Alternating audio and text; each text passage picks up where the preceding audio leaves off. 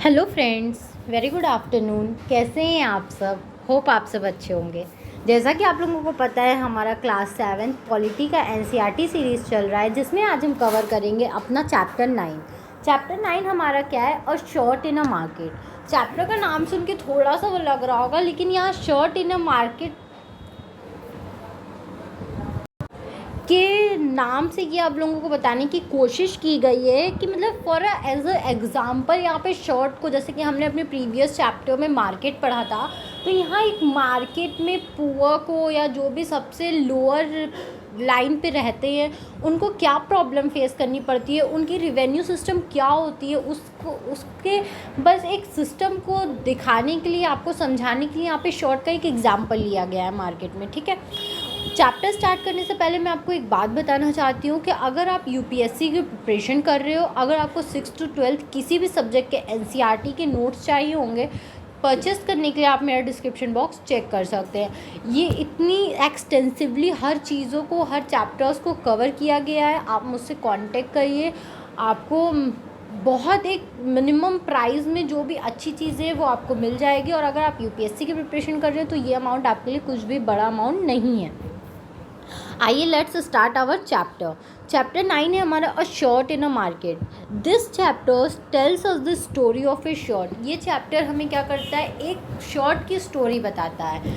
ठीक है, it begins with the production of cotton and ends with a sale of a shirt. ये कहाँ कब स्टार्ट होता है, ख़त्म किसके साथ होता है? ये स्टार्ट होता है जब हम एक कॉटन का प्रोडक्शन करते हैं। जैसे कि आपने देखा होगा, कॉटन का प्रोडक्शन करते हैं तब शुरू होता है, और जब हम लोग एक शर्ट मार्केट में ले जाके सेल आउट करते हैं, वहाँ पे जाके ये क्या होता है? ख़त्म होता है। तो ये मेनली ये एक पुअर की कंडीशन इस चैप्टर में दिखाने की कोशिश की गई है कि जब एक पुअर कॉटन अपना मैन्युफैक्चर करता है, उसका प्रोडक्शन करता है, तो उसको क्या रिवेन्यू अर्न होती है, और जो एक मार्केट में शर्ट जाके सेल कर रहा है 700, 800, 900, 1000 रुपये की, उसके लिए क्या प्रॉफिट हो रहा है। ठीक है, we shall see that a chain of market links the producer of cotton to the buyer of a shirt in the supermarket. ठीक है, हम लोग ये देखते हैं कि पूरा मार्केट क्या होता है? एक दूसरे से लिंक्ड होता है, चेन होता है। ठीक है, एक कॉटन के प्रोड्यूसर से लेके जो शर्ट सुपर मार्केट में जो शर्ट बेच रहा है, वो सारे क्या है? एक दूसरे से कहीं ना कहीं कनेक्टेड होते हैं। Buying and selling takes place at every step in the chain. और ये हर चेन में, ठीक है, हर जहाँ wholesaler, producer, manufacturer, wholesaler, retailer, agent, consumer, हर एक स्टेप पे क्या होता है? यहाँ पे बाइंग और सेलिंग का प्रोसेस चलता ही रहता है। ओके, नेक्स्ट है हमारा अ कॉटन फार्मर। जो कॉटन फार्मर होता है, ठीक है, जो कॉटन को प्रोड्यूस करता है, उसके बारे में अब हम थोड़ा सा जानते हैं। Cultivation of cottons requires high level of input such as fertilizers and pesticides. Cultivation of cotton requires high level of input such as fertilizers and pesticides, and the farmers have to incur heavy expenses on account of these. ठीक है, जो अगर हम cotton की cultivation करते हैं, ठीक है, तो उसमें क्या होता है? एक बहुत हाई लेवल ऑफ इनपुट लगता है। ठीक है, मतलब उसके जो सीड्स आते हैं, उसको हार्वेस्ट करने में काफ़ी ज़्यादा कॉस्ट आता है। ठीक है, तो उस कॉस्ट के लिए क्या होता है? काफ़ी एक्सपेंसेस हो जाता है फार्मर के लिए, ये क्या करना? बेयर करना। Most often the small farmer need to borrow money to meet this expenses. और बहुत सारे फार्मर्स ऐसे होते हैं जिनको क्या करना पड़ता है? इन सब एक्सपेंसेस को बियर करने के लिए, कॉटन फार्मिंग करने के लिए उनको क्या करना पड़ता है? पैसे उधार पे लेने पड़ते हैं। The process of the production of cotton to the production is the chain and involves.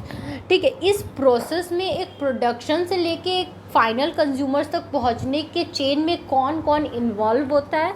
तो हमारे farmers, traders, merchants, weavers, exporters, factory workers and retailers. इसमें कौन कौन? जैसे पहले फार्मर्स होते हैं, फिर ट्रेडर्स होते हैं, फिर मर्चेंट्स होते हैं, वीवर्स होते हैं, एक्सपोर्टर्स होते हैं, फैक्ट्री वर्कर्स होते हैं और रिटेलर्स। ये सारे लोग एक प्रोडक्शन से लेके एक फाइनल कंजप्शन तक, ये सारे लोग क्या होते हैं? एक प्रोडक्शन में इन्वॉल्व होते हैं।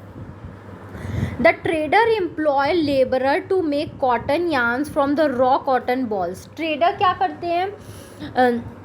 जो ट्रेडर्स होते हैं वो लेबर्स हायर करते हैं अपने अंडर, और उनको क्या करते हैं, कॉटन यार्न्स बनाने को बोल, एक छोटे छोटे कॉटन बॉल से वो कॉटन यार्न्स, ठीक है, जो धागे टाइप का होता है वो बनाने के लिए बोलते हैं लेबरर्स हायर करके। This cotton yarn is taken to a big cloth market which is visited by various traders, weavers and merchants, ठीक है। और ये कॉटन यार्न फिर क्या हो जाता है, एक बिग क्लॉथ मार्केट, जो बहुत बड़ा क्लॉथ मार्केट होता है वहाँ पे चला जाता है। इसको ट्रेडर्स खरीद लेते हैं या वीवर्स खरीद लेते हैं या जो मर्चेंट्स होते हैं वो खरीदते हैं, ठीक है। The cotton yarn is sold by the traders to a cloth merchant who further gives the yarn to the weavers to weave the desired fabric from the same। जो कॉटन यार्न होता है फिर वो किसके थ्रू, ट्रेडर्स से merchants को क्या किया जाता है, सोल्ड आउट किया जाता है, और फिर वो क्या करते हैं, इस यार्न्स को क्या करते हैं, वीवर से वीव कराते हैं, ठीक है, सिलाई कराते हैं, ताकि वो एक फैब्रिक जो होता है वो फैब्रिक क्या कर सके, निकाल सके। जो शर्ट्स बनाने के लिए, कपड़े बनाने के लिए जो फैब्रिक्स आता है वो फैब्रिक्स को वो क्या कर सके, मेट कर सकें, बना सकें। The weaves usually prefer arrangement call the putting out system, ठीक है। इस वीव्स को, इस सिलाई के सिस्टम को हम लोग क्या बोलते हैं, पुटिंग आउट सिस्टम, ठीक है। कि आप क्या कर रहे हो, यार्न दे रहे हो, फिर से पहले कॉटन बॉल्स दे रहे हो, फिर कॉटन यार्न्स बन रहा है, उससे कॉटन यार्न से फिर क्या बन रहा है, एक फैब्रिक बन रहा है। इसको हम लोग बोलते हैं पुटिंग आउट सिस्टम, ठीक है। फिर उससे क्या हो जाता है, जो भी शर्ट या जो भी आपको बनाना हो कॉटन का वो बनता है। In this arrangement, the merchant provides raw material and the weaves will give him the finished product, ठीक है। इस प्रोसेस में क्या होता है, जो मर्चेंट्स होते हैं वो उसको रॉ मटेरियल प्रोवाइड कराते हैं, और जो वीवर्स होते हैं वो उनको फिनिश गुड्स बना के दे देते हैं। पुटिंग आउट सिस्टम है। However, the weavers are paid quite less and they don't earn profit owing to the high debt for purchasing expensive looms, ठीक है।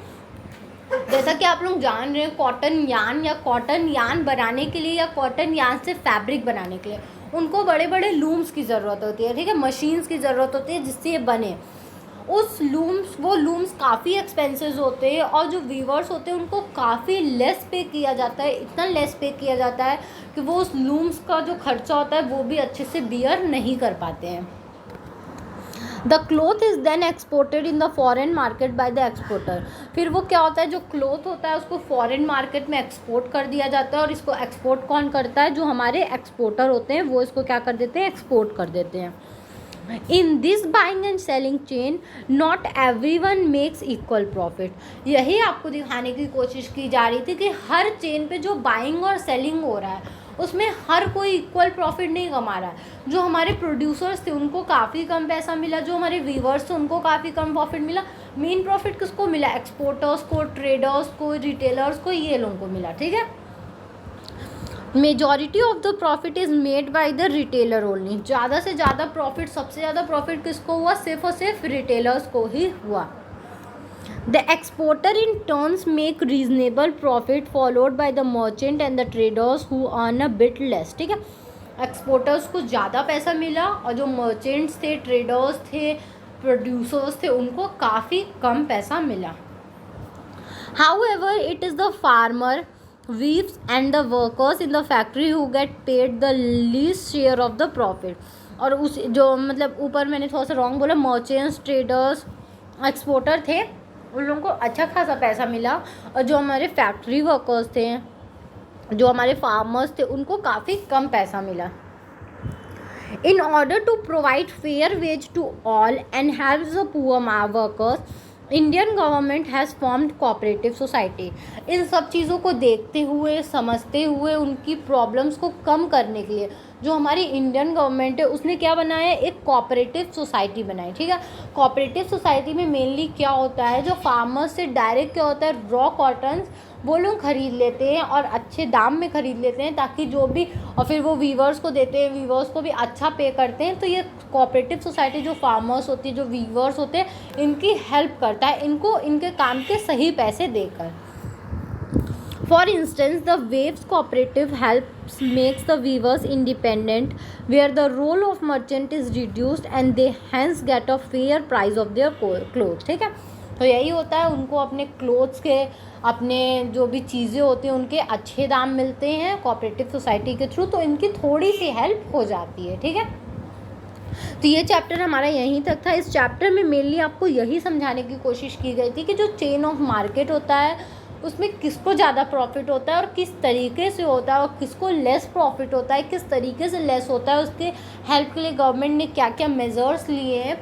तो मुझे लगता है कि आपको ये चैप्टर समझ में आया होगा। अगर फिर भी कहीं भी कोई भी दिक्कत हो तो आप मुझे कमेंट सेक्शन में कमेंट करके पूछ सकते हैं।